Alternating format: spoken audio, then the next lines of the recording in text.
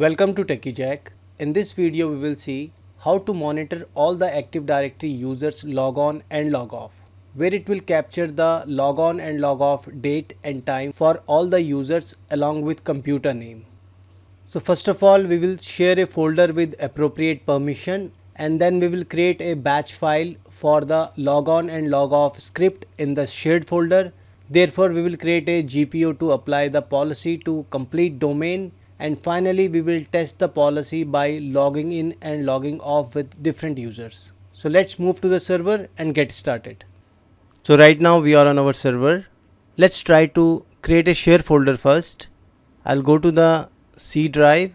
We'll create a new folder by the name of user logs. Now let's share this folder, and in the sharing we will go to the advanced sharing, share this folder, and in the permission I will remove the everyone and we will add the authenticated users. Here we have authenticated users. We'll click on OK. We'll give the permission for the change, apply, OK, apply and OK again. And in the security, go to the edit and again add the authenticated users, provide the permission for the modify, click on apply and OK and close it. Now we will create a batch file here inside this user logs folder. Just do a right click, new text file, and here I will paste this script like echo %computer name, %username, date, time, and this is the path for the file. Here we have to save this file with the extension of bat. So let me close this. We will click on save and I will rename it as a login.bat.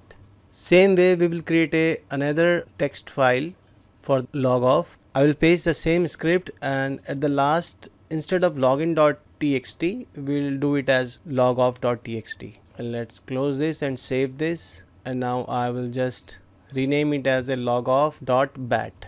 It's giving the warning for to change the extension. Yes, we are sure. So login.bat and logoff.bat, both batch file has been created inside our user log folder. And if we see the sharing option, here we have a network path. So let's close this now and let's open the server manager and go to the group policy management. We will create the policy for complete domain. So we will just right click on techicheck.local and we'll create a GPO in this domain. I will name the GPO as monitor users log on and log off. Let's click on OK. And now we have to edit this policy. So we will just do a right click here and click on edit. Under the user configuration we have policies. You can expand the Windows settings, and here we have a script log on and log off. So this is for the log on, and if we double click on it, here we will click on add, and now in the script name I will provide the path of the script like mydc01 user logs, that's the folder we have shared, and login.bat. So I will click on OK, click on apply, OK. And same way we will set for the log off as well. So I will just open the log off, click on add, and here we will just type the same location, but instead of login we will use logoff.bat. So let's click on OK, click on apply, click on OK. Let me close this and let's update the policy now.